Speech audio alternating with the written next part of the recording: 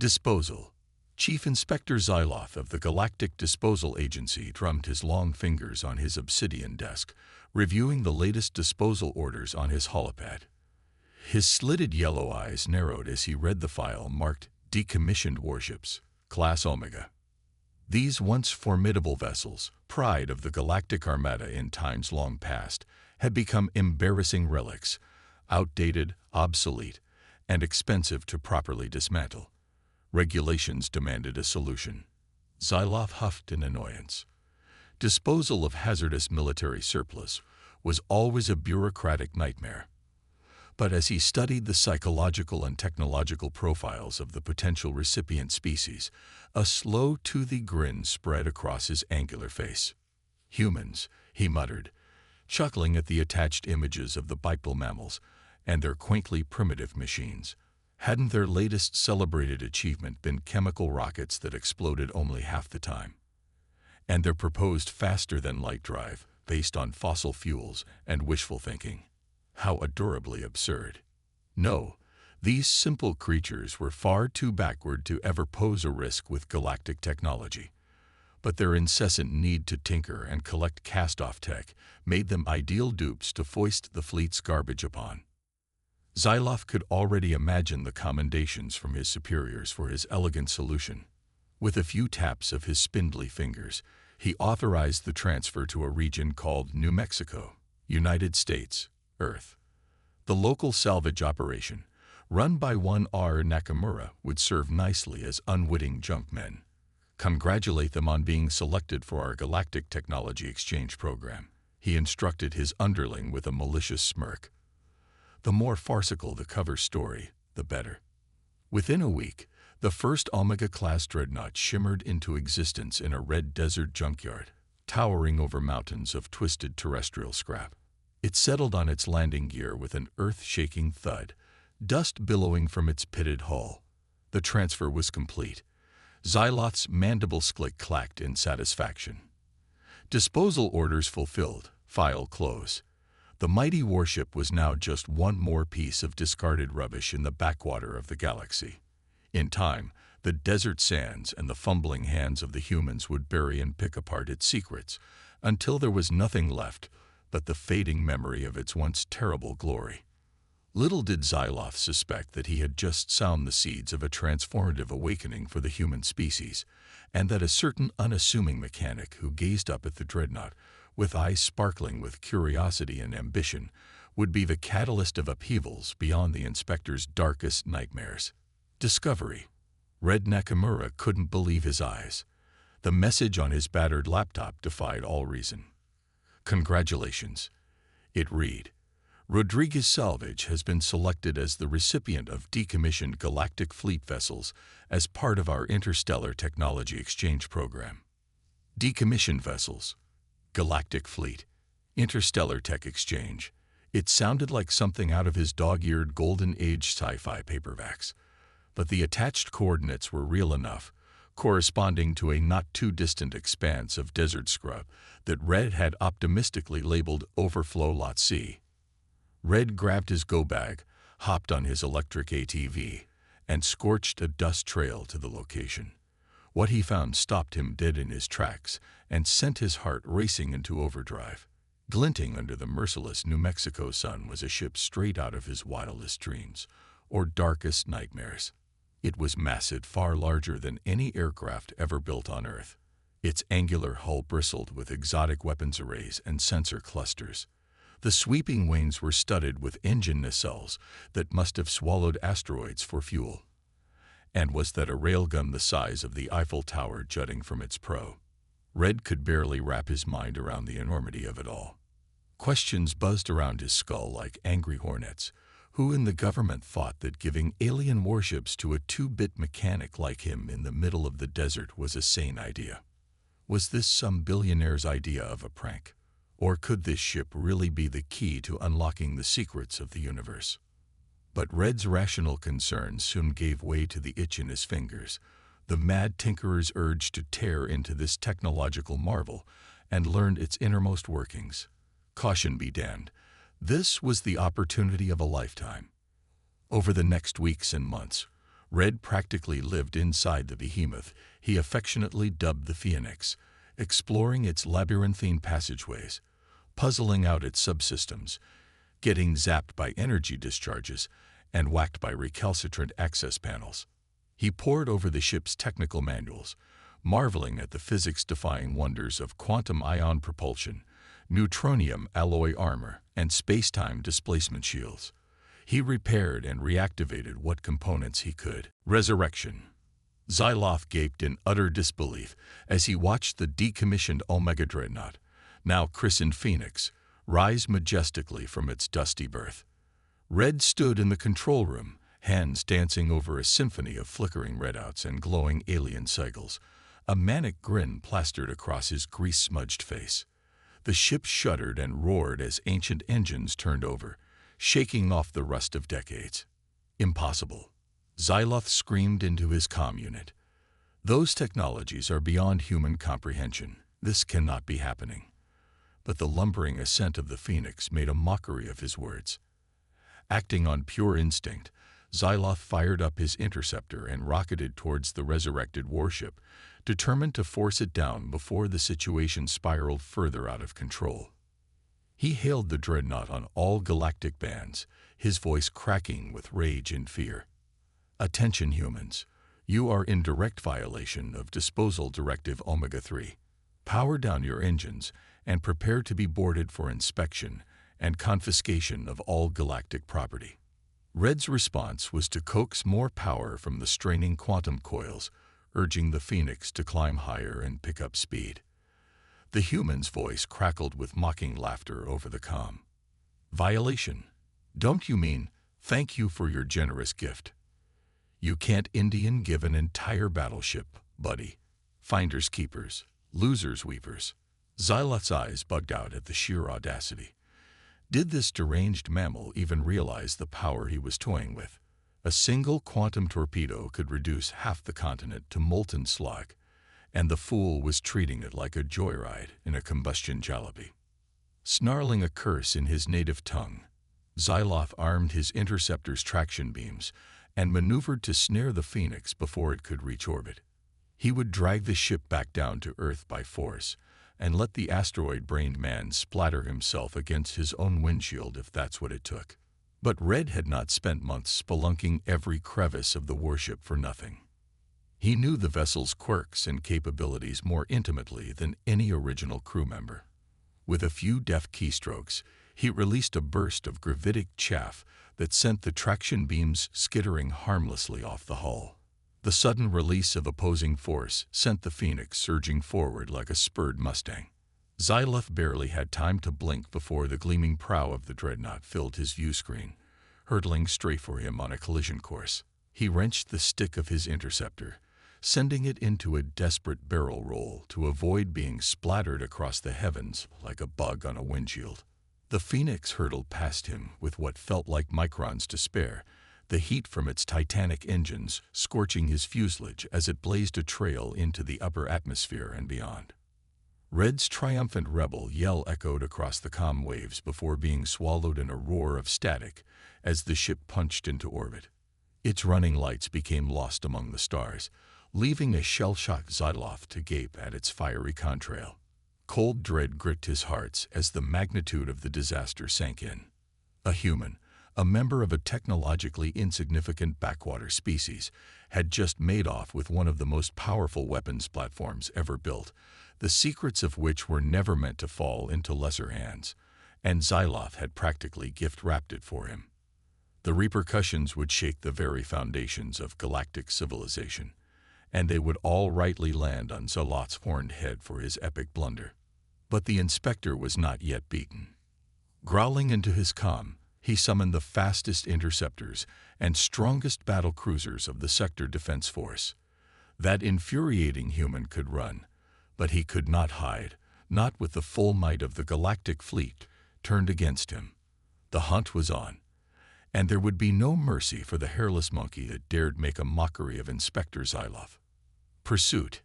Yee-haw! Red couldn't contain his exhilaration as the Phoenix broke orbit, the blue marble of Earth falling away below him in the view screen. A childhood dream, a spark of yearning kindled by 1,000 sci-fi stories and imagination-fueled games of pretend, burst into bright and glorious reality around him. He was here. He was actually here, an honest-to-God human in honest-to-God space. But the euphoria of the moment was swiftly tempered by the blaring of proximity alarms across the bridge. A glance at the tactical display revealed the reason. A swarm of aggressively postured galactic warships had just appeared out of warp on an intercept course. And leading the pack was a furious Inspector Zyloth, his slit-pupilled eyes glinting with murderous intent over the comm channel. "Attention, human," Zyloth screeched, his voice reaching octaves that Red's dogs would have envied. "You are guilty of theft of galactic fleet property in defiance of a duly appointed inspector. Stand down and prepare to be boarded, or you will be destroyed." Red could barely keep a straight face at the sheer outrage and incredulity twisting Zyloth's alien features. It seemed to literally pain the inspector that a mere human could have not only restored and flown one of his precious ships, but was now making him look the fool in front of his reinforcements. A wiser man might have apologized and sought to de-escalate tensions in the face of such overwhelming firepower. But no one had ever accused Red of an overabundance of wisdom. "You want the ship back?" Red shot back, his grin positively wolfish. "Come and take it." With that, he slammed the throttle to full and sent the Phoenix charging straight at the heart of the galactic formation, quantum cannons and fusion beams winking to fiery life across its prow. Zyloth and his forces scrambled to evade, not expecting such a brazen and frankly suicidal head-on attack from a single vessel. Purple-white bolts of exotic energy crackled through space, stitching glowing contrails across the void as the Phoenix traded blistering fire with a dozen galactic interceptors. Red threw the mammoth warship into a dizzying series of rolls and jukes, his hands flying across the unfamiliar controls, acting more on instinct and adrenaline than any real tactical knowledge. But the ship seemed to respond to Red's touch, like an extension of his will, its artificial intelligence anticipating and smoothing out the raw commands of its new master. Graviton warheads erupted from the Phoenix's flanks, sending galactic ships spinning away in showers of sparks and debris. Swarms of quantum-entangled combat drones spilled from launch bays, harrying the enemy fleet like angry hornets. In the chaos, Red spied an opening, a momentary gap in the net of ships encircling him. With a wrench of the controls, he sent the Phoenix hurtling towards that escape vector, pushing the mighty engines to the red line and beyond. Space itself seemed to warp and twist around the ship as he engaged the space-folding drive, and the stars stretched to infinity. With a gut-wrenching lurch, the Phoenix leaped into interdimensional warp space, the screaming pursuits of Zyloth and his armada fading to nothingness behind it. Red let out a breath he hadn't realized he'd been holding, his white-knuckled grip on the control stick relaxing fractionally. But he knew this was only a momentary respite. Zyloth would be scouring every spectrum and dimension for him now, baying for his blood. He needed a place to lay low, catch his breath, and figure out his next move, and he had just the spot in mind. Calling up a rapidly expanding collection of star charts, Red plotted a circuitous route to the Tannhauser Nebula, a sprawling tangle of cosmic dust and radiative anomalies that routinely confounded even advanced galactic sensors. If there was anywhere that a gigantic, not entirely correctly functioning warship could hide out, it would be there. The jump drive hummed back to life, and the Phoenix streaked off into the boundless void, the hunter becoming the hunted in a deadly game of interstellar cat and mouse. In his heart, Red knew there could be no turning back now, no return to his simple life amid the red desert sands. For better or worse, he had been thrust onto a far vaster stage, with all the perils and possibilities that entailed. The future was as uncertain and inscrutable as the swirling face of the distant nebula. But Red Nakamura had never been one to back down from a challenge or an adventure, and with all the resources of a bygone era of war at his fingertips, he dared to imagine that no threat, not even the assembled might of galactic civilization, was beyond his ability to confront. But first, he had to address the Phoenix's rather urgent need for repairs, rearmament, and a few special modifications. The centuries-old shipwrights who originally built her would have been justly proud of Red's ingenuity and knack for improvisation. But even they might have balked at some of the more unorthodox upgrades taking shape in his mind's eye as he guided the ship into the welcoming embrace of the vast nebula. Upgrade. Tendrils of shimmering gas parted before the Phoenix's prow as it surfed through the roiling heart of the Tannhauser Nebula, a phantasmal leviathan gliding through a sea of jade and fuchsia fire. Deep within the warship's armored hull, its lone human occupant labored feverishly in the flickering glow of amber damage control lights. Red was a man possessed, pushing his mind and body to their breaking point as he fought to repair and improve a ship never intended for human operation on the fly. Fatigue pulled at him like an irresistible gravity well, but he pushed it aside, fueled by raw adrenaline and the steely determination not to end up as an inglorious smear across the cosmos. The ship was a mess, its pristine alien systems scorched and jury-rigged with distinctly human contraptions. Ion burns pitted the hull where interceptor fire had found its mark. Overloaded power conduits sparked and sputtered in half-melted housings, and a distinctly acrid smell of roasted insulation and fried circuitry hung in the air. But Red didn't have time to fret over cosmetic damage. He needed to get the Phoenix back in fighting shape, and then some before Xyloth and his goon squad caught up with him. And he had some decidedly irregular ideas on how to even the odds. Interfacing his jury-rigged laptop with the ship's quantum mainframe, Red dove into the flexible neural net architecture of the AI, tweaking parameters and rewriting whole heuristic algorithms with abandon. The ship's machine mind began to shift and warp, molding itself in the image of its new master's unorthodox thought patterns. Gone were the staid by the manual decision trees and hard-coded rules of engagement. In their place blossomed a wild and inventive intelligence, as ready to leap to insane solutions as its human partner. The Phoenix was learning to think outside the box, and to shatter the box entirely when the situation demanded it. Next, Red turned his attention to the weapons. The Galactic engineers had built powerful tools of destruction, but always with an eye towards elegance, minimalism, and stringent safety protocols. Red had no such compunctions. He cracked open the hermetically sealed housings of the Singularity torpedoes and quantum cascade warheads, cross-wiring their firing circuits with reckless abandon. Yields and fire rates jumped by orders of magnitude as the fail-safes fell away. Stray tachyons and gravitons whizzed through the compartment, making Red's hair stand on end. But he paid them no mind. You had to break a few eggs, and maybe some laws of physics, to make an omelet. Finally, Red turned his attention to what he knew would be his ace in the hole, a doomsday device to end all doomsday devices, mating an antimatter generator to a dark energy resonance chamber and a harmonic amplifier torn from the heart of the warp drive. He kludged together a jury-rigged monstrosity that, if his chalkboard-scrawled equations were correct, should be able to rip a hole in the fabric of space-time itself when activated, the ultimate screw you to any would-be conqueror. Just as he was tightening down the last gravitomagnetic coupling, the proximity alarm blared like a damned soul. Charging to the bridge, Red beheld the worst-case scenario on the view screen.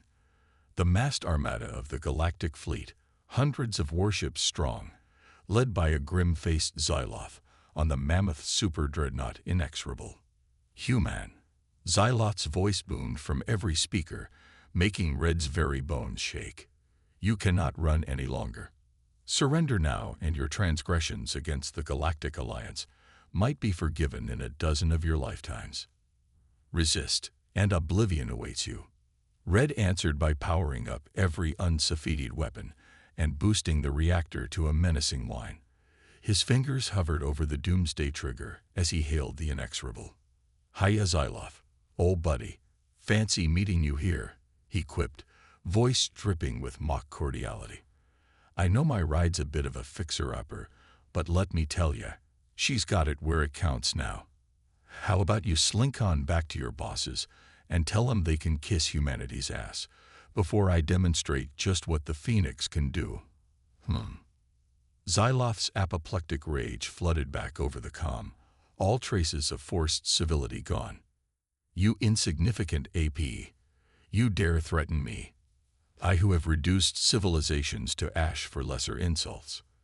The Inexorable's world-wrecking arsenal bristled to life, as if to punctuate the inspector's fury.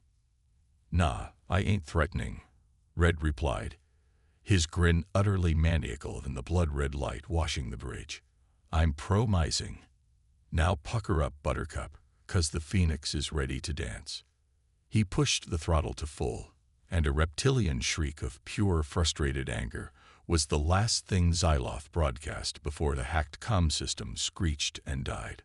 All guns blazing, the Phoenix arrowed straight at the heart of the galactic line, the light of madness glinting in Red's eyes and reflected in the dull sheen of his wildly inventive arsenal of apocalypse. The die was cast, the Rubicon was crossed, and the fate of two civilizations would be decided here, now, in the swirling depths of a cosmic maelstrom. Revelation. This is impossible. It's preposterous. It defies every last ounce of logic and reason. First Assessor Krzitix burbled in disbelief, his cranial frills waggling in agitation as he reviewed the battle footage for the umpteenth time.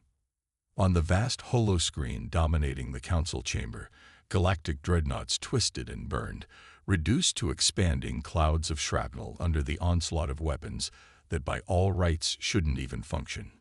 Singularity torpedoes, never meant to be overcharged in such a reckless manner, collapsed whole formations into momentary black holes before evaporating in bursts of hawking radiation.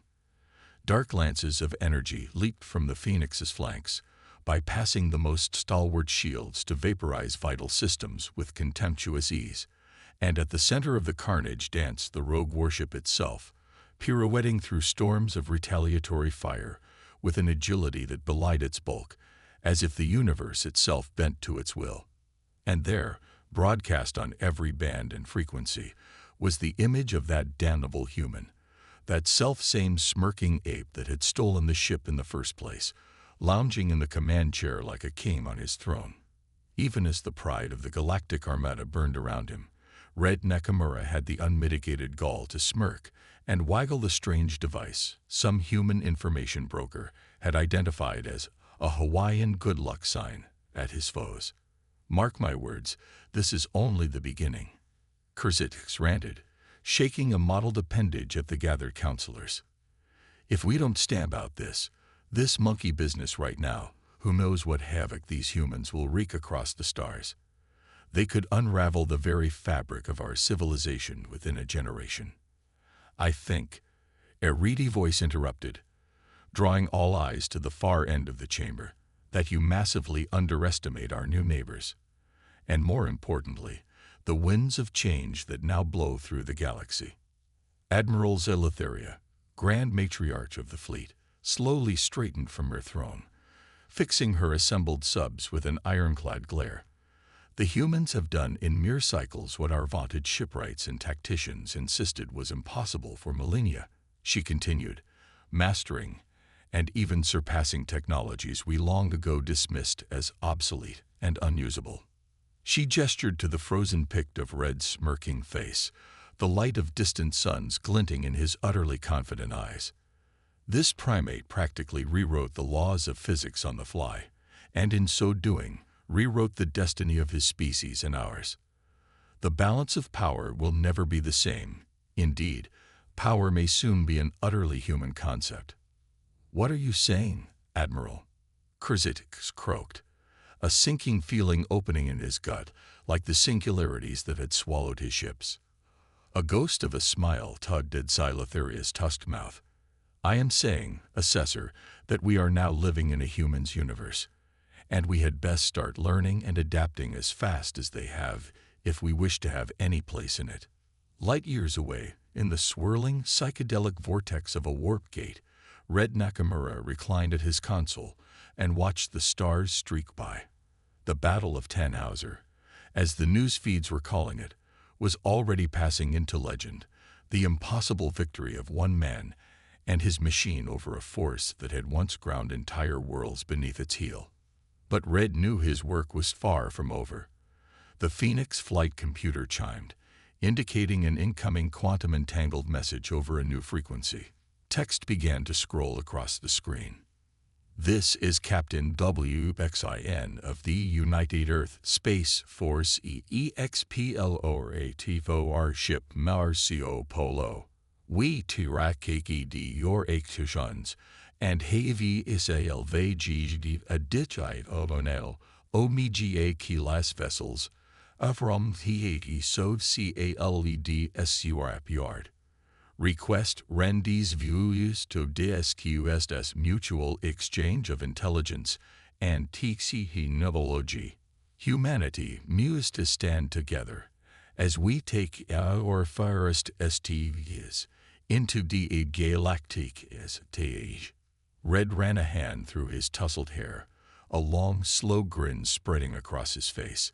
It was just as he said when Xyloth demanded he surrender. Finders keepers, and humanity had found the key to the galaxy in a forgotten scrap heap. But even the lowest and most humble of origins could give rise to the greatest of futures with a little human ingenuity and determination. Red punched in the coordinates for the rendezvous, his mind already abuzz with the promise of fleets of human-reborn dreadnoughts, of colonies on strange new worlds, of wonders yet undreamed of. The future was wide open, and it belonged to him and his fellow hairless apes. And nothing, neither the heights of galactic technology nor the depths of alien arrogance, would stand in the way of the resurgent human spirit.